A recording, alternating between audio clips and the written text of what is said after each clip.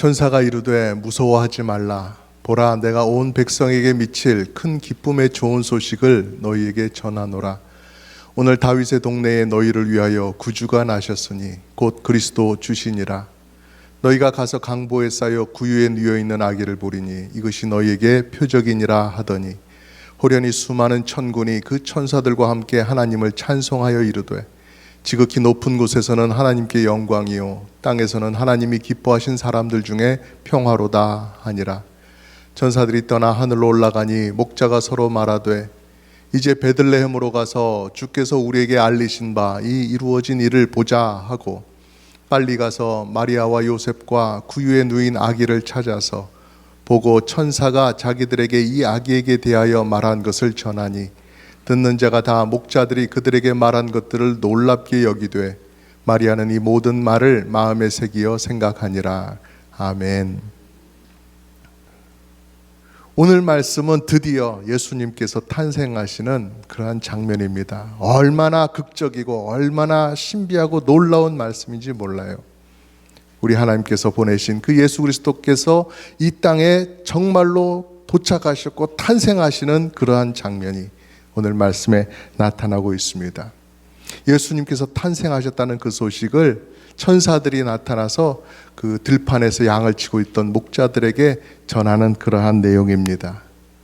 이때의 여러 가지 그 면면들을 살펴보면은요, 당시에 로마 황제였던 아우구스티누스, 그 황제가 세금을 좀 더 잘 걷기 위해서 인구조사를 하라는 그러한 명령을 내렸습니다. 그래서 다들 각자 자기 있던 고향으로 돌아가서 호적 정리를 그렇게 하는 그런 명령을 내렸습니다.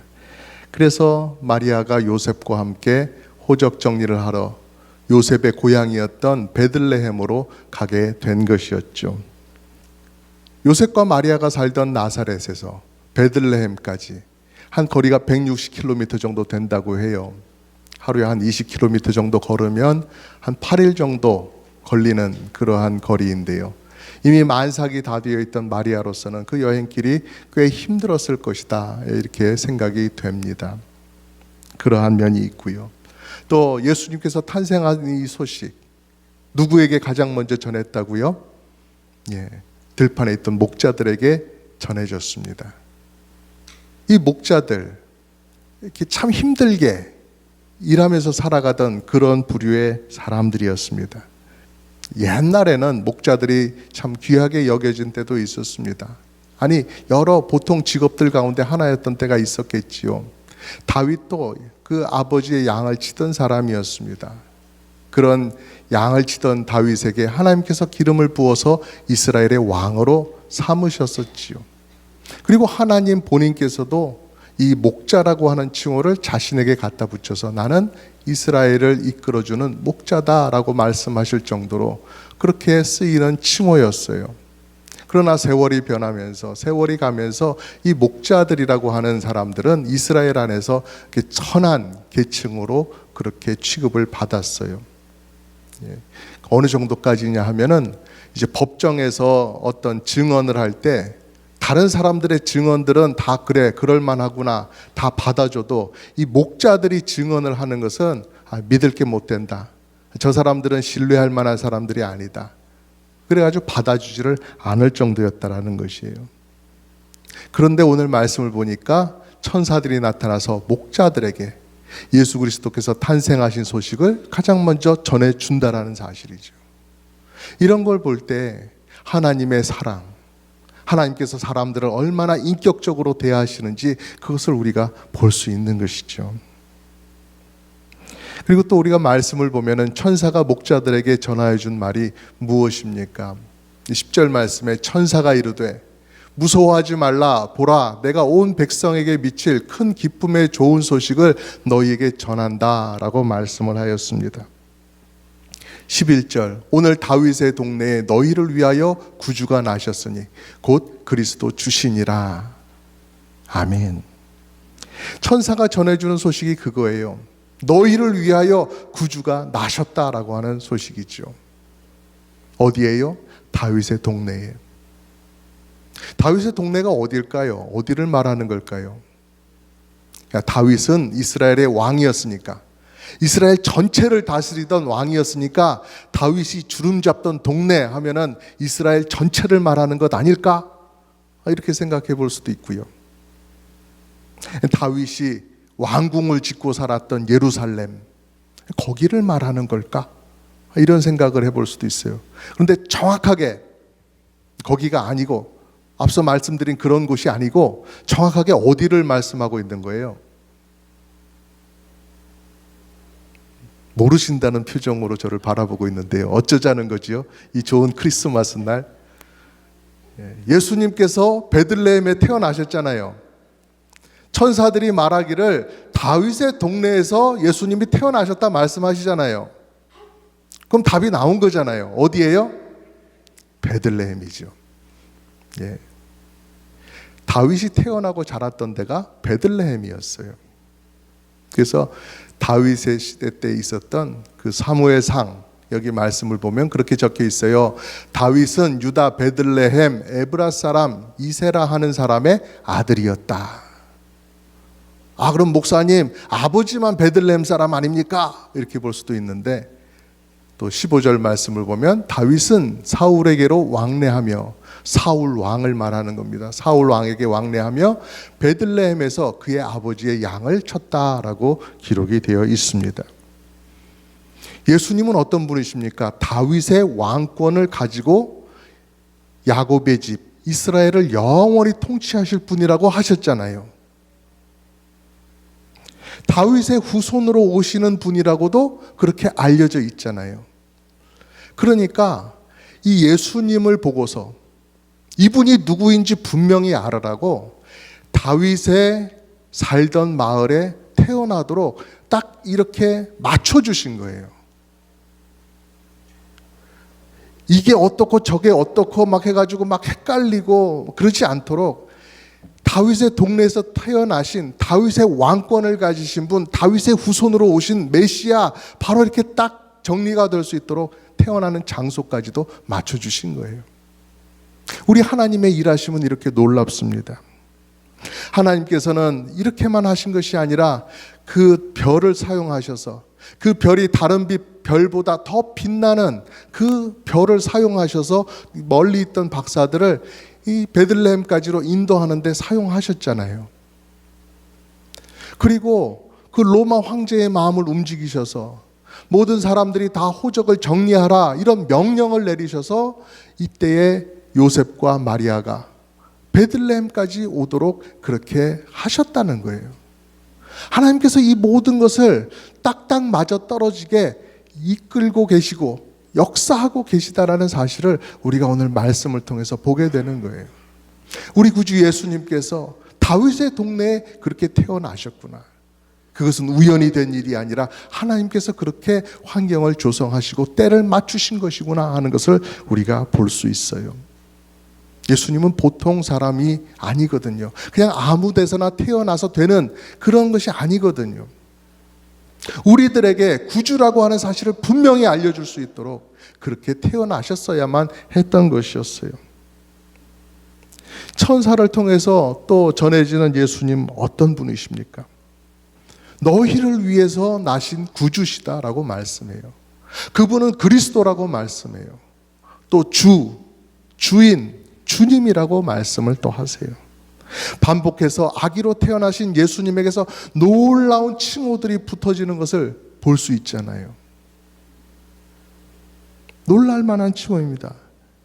여러분, 예수님이 구주라고 불리는 곳은 이 4복음서에서 마태, 마가, 누가, 요한 복음서에서 딱 두 곳이 있어요. 바로 오늘 말씀하고요, 또 요한복음 4장 42절 말씀에 예수님께서 사마리아를 지나면서 우물가의 여인을 만났을 때 그 우물가에서 만난 여인이 예수님을 알아보게 되고 그 여인이 동네 사람들한테 가서 그 예수님을 전하게 되었을 때 동네 사람들이 말하는 그 말 속에 담겨 있어요. 그가 참으로, 예수님이 참으로 세상의 구주신 줄 알미라, 이렇게 말하는 사마리아 동네 사람들의 말 속에 이렇게 담겨져 있는 것이죠. 구주라는 말은 함부로 사용할 수 없는 말이기도 했지요. 로마 황제들이 내가 구주다, 내가 세이비어다 라고 그렇게 그 칭호를 자기 것으로 여기던 그런 때였어요. 그런데 오직 하나님은 그 칭호를 자신에게 갖다가 쓰시는 거예요. 이사야 말씀에도 보니까 나는 여호와라, 나 외에 구원자가 없느니라. 바로 여기서 하나님께서 자신을 구주로 표현을 하신다는 것이죠. 그러니까 천사가 전해준 그 말은 무엇입니까? 천사가 그 밤에 그들에게 나타나서 정말로 중요하게 전했던 메시지는 무엇입니까? 바로 여기에 그리스도께서 탄생하셨다, 구주가 탄생하셨다, 너희들이 간절히 바라던 구주, 기다리던 구주는 바로 이분이시다 라고 말해주는 것이죠. 이분이 바로 하나님께서 보내신 그리스도시다, 메시아시다, 너희들을 위한 메시아시다, 이걸 말씀하고 있는 것이죠. 너희들이 진짜로 모셔야 될 주님은 바로 이분이시다, 이 사실을 전하는 것이었습니다.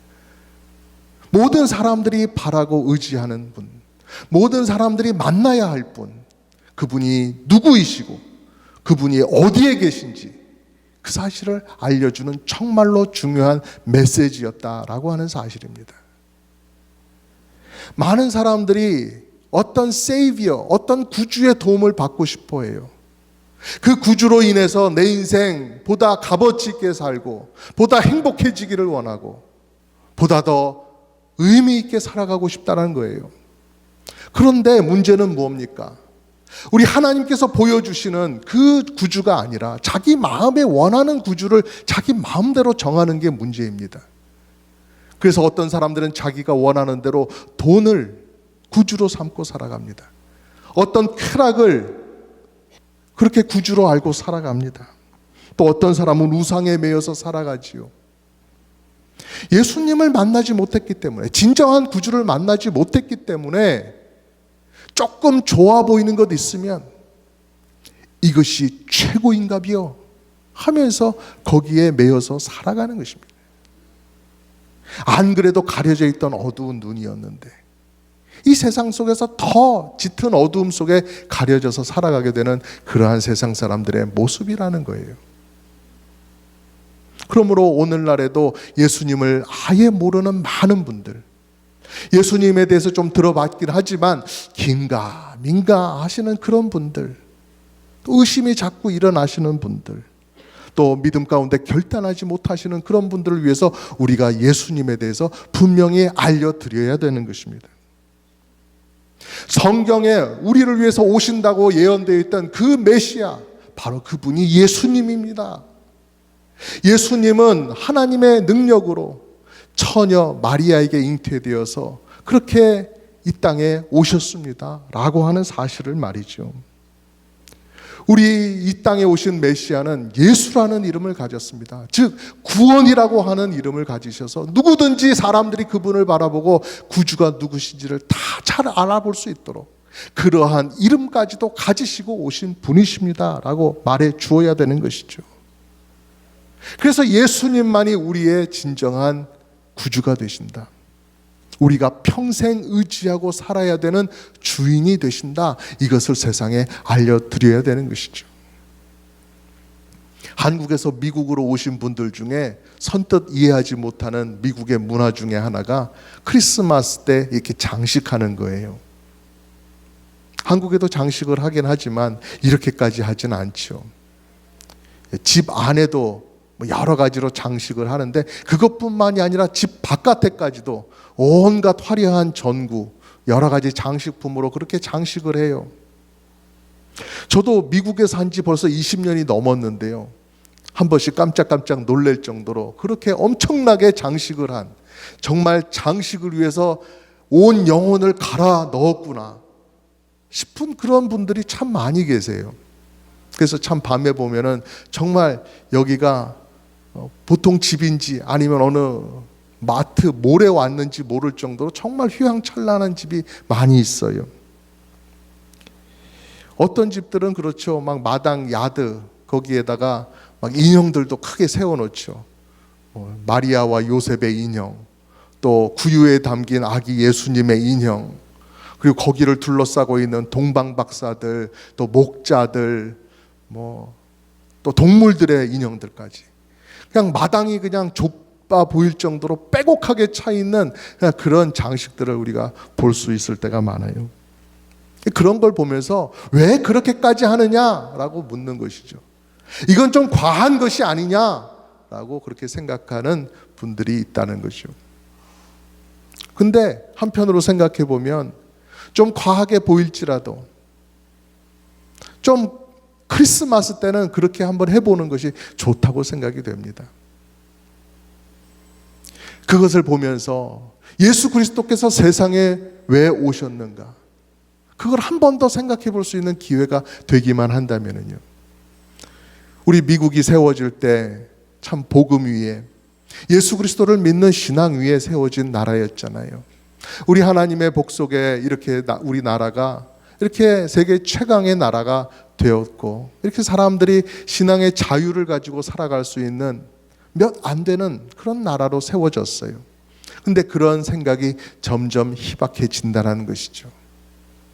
우리가 잘나서 우리의 힘으로 이 땅에 있는 자원들로 인해서 우리가 이렇게 잘 사는구나 라고 생각하는 그런 착각 속에 빠질 때가 많은 것 같아요. 그런 세상 속에서 예수님께서 우리를 위해 오셨다. 그 예수님을 구주로 모시고 살아가는 것이 바른 것이고, 그것만이 이 파나마시티와 이 미국을 바로 세우는 길이다라고 하는 사실을 우리가 잊지 말기를 간절히 바랍니다. 복음이 전해지고 이 땅에 오신 예수 그리스도를 사람들에게 말해주는 그런 가운데 크리스마스를 맞는 여러분의 기쁨과 행복이 더욱더 깊어지기를 간절히 바랍니다. 이어지는 말씀을 보면은요, 예수님의 탄생을 목자들에게 다 알리니까 갑자기 수많은 천군이 더 나타나서 하나님을 찬송합니다. 뭐라고 찬송했습니까? 우리 같이 한번 읽어볼까요? 시작. 지극히 높은 곳에서는 하나님께 영광이요, 땅에서는 하나님이 기뻐하신 사람들 중에 평화로다 하니라. 아멘. 하나님 아버지께서 자신의 아들을 세상에 보내시는 이 역사적인 순간이란 말입니다. 바로 이 순간에 찬송이 빠지면 안 되겠지요. 그 찬송 속에 하나님께서 행하시는 일이 이 세상에 미치는 영향, 그런 것들을 담고 있어요. 아드님을 보내시는 우리 하나님 아버지께는 큰 영광이 돌려지게 될 것이고, 또 그 아들 예수님으로 인해서 이 땅에 하나님께서 선택하신 사람들에게는 큰 평화가 넘칠 것이다, 그런 말씀을 하세요.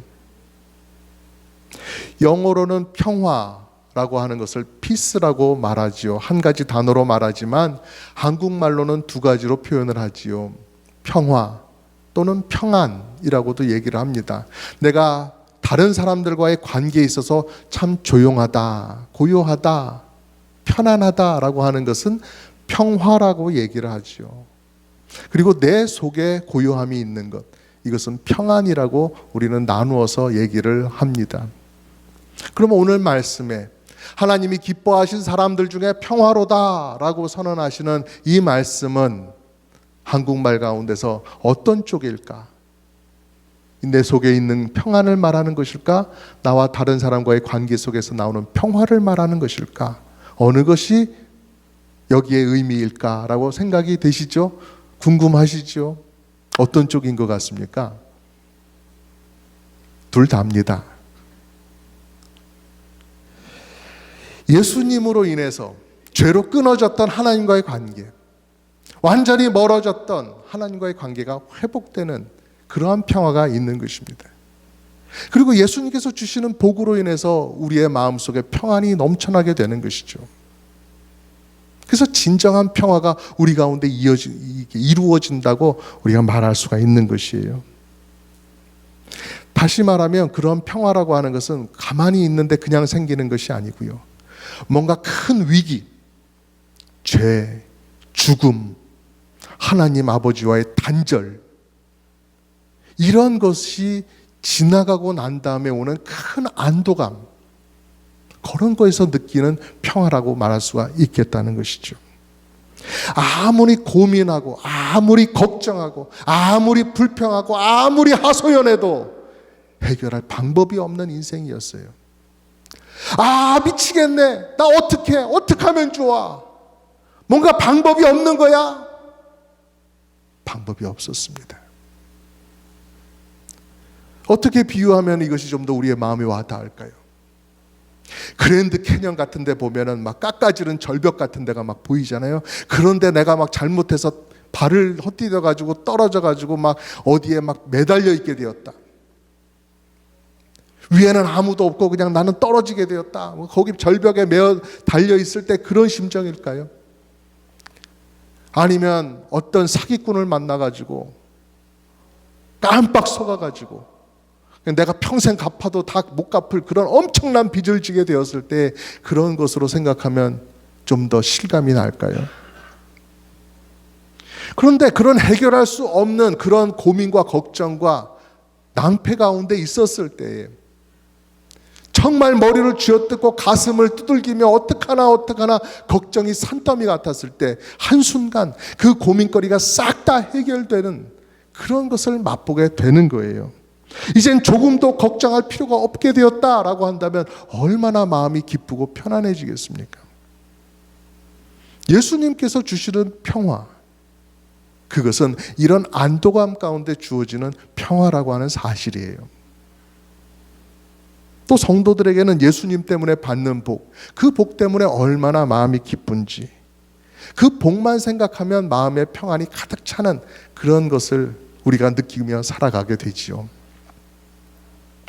내가 이 세상에 살면서 지금은 인정받지 못한다. 내 뜻대로 되는 거 별로 없다. 그렇게 살아가고 있다 할지라도 그게 내 신앙의 뿌리를 흔들 만큼, 나와 주님의 관계를 흔들 만큼, 주님 주신 내 평안을 송두리째 빼앗아 갈 만큼 그런 영향을 미치지 못한다는 사실을 우리가 느끼고 살아가는 거예요. 왜 그래요? 나를 구원하신 주님이 항상 나를 붙잡고 계시기 때문에 그래요. 우리 구주께서 주시는 구원이라고 하는 것은 그런 정도로 흔들릴 구원이 아니기 때문에 그렇습니다. 내게 주신 변치 않는 구원, 그거 한 가지만 생각해도 우리는 이 세상의 모든 어려움과 두려움을 다 이겨나가고 살아갈 수 있는 그런 성도가 될 수 있는 것입니다.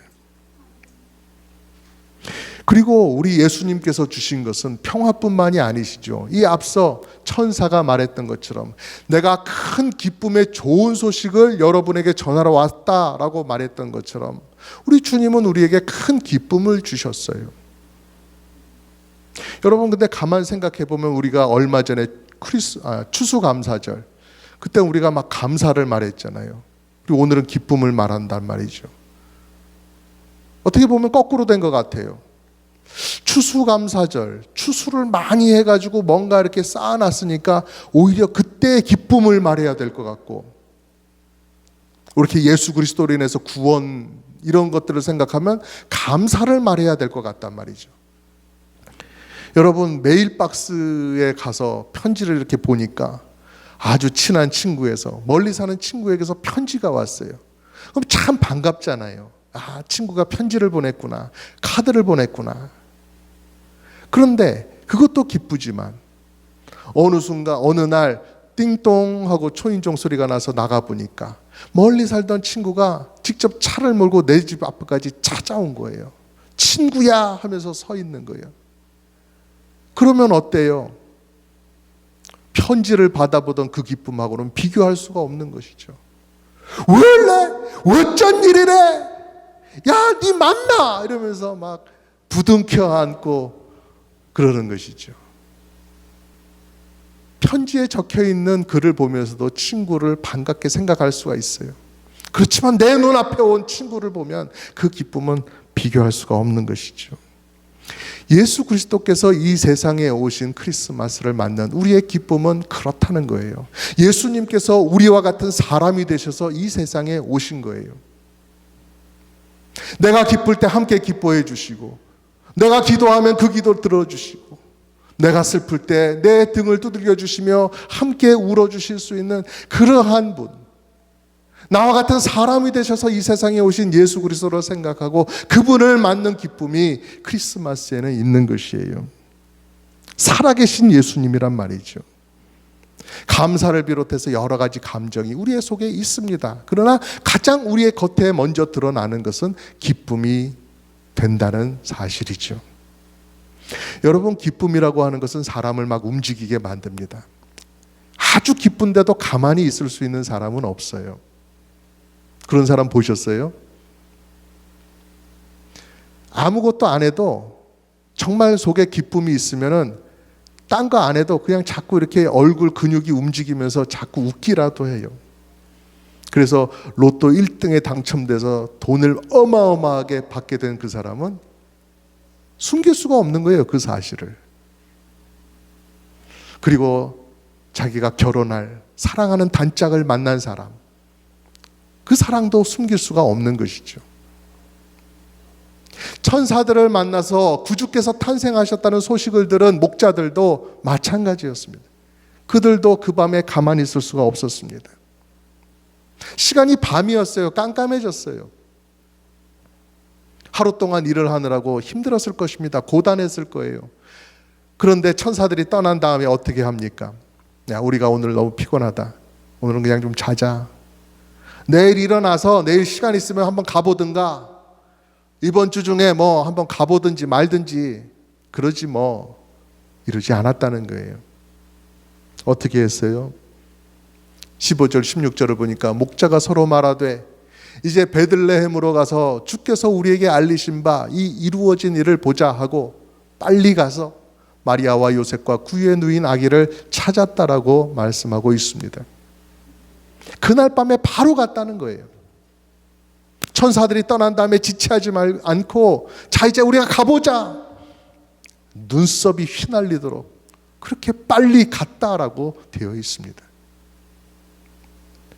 밤중에 그 당시에 길을 간다고 한다는 것이 쉽지 않은 일이었을 것입니다.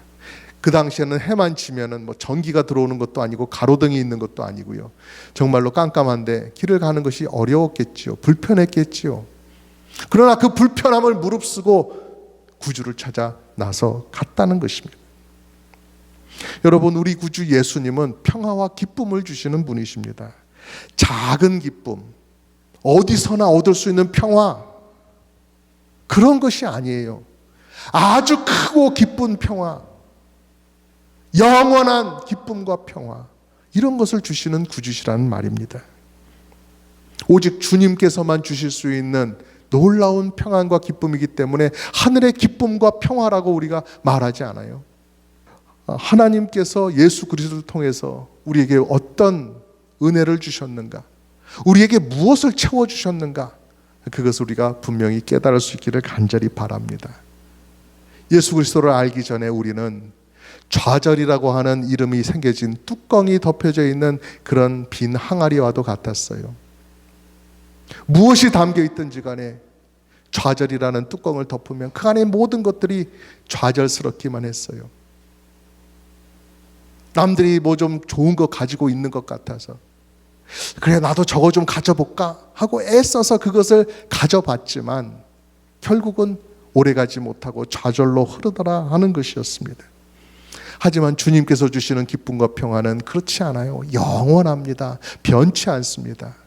우리를 충만하게 기쁨과 평안으로 채워주시는 그런 은혜, 그런 구원을 우리에게 주셨어요. 그래서 여러분께서 예수님을 더 잘 아시고 구원의 가치와 그 구원의 영광을 잘 아셔서 날마다 기쁨과 평화를 누리시는 여러분 되시기를 간절히 바랍니다. 여러분께서 하시는 모든 신앙의 생활들, 또 이 주일의 예배의 자리들, 기쁨의 자리가 되고 평화의 자리가 되어서 정말로 내가 원하는 것, 내가 기다렸다가 내가 가야지, 내가 지켜야지 하는 그런 복된 자리와 시간이 되기를 간절히 바랍니다. 이번 성탄절을 맞으면서 기쁨과 평화를 주시는 우리 주님에게 내가 가지고 있었던 보잘것없는 근심과 걱정은 주님께 맡겨버리시기를 바랍니다. 대신 주님 주시는 기쁨과 평안으로 새로워지시기를 간절히 바랍니다. 우리 주님께서 여러분 모두를 주님의 품 안으로 부르셨어요. 그 품 안에 안기셔서 기쁨과 평화를 누리시는 여러분 되시기를 주님의 이름으로 축복합니다.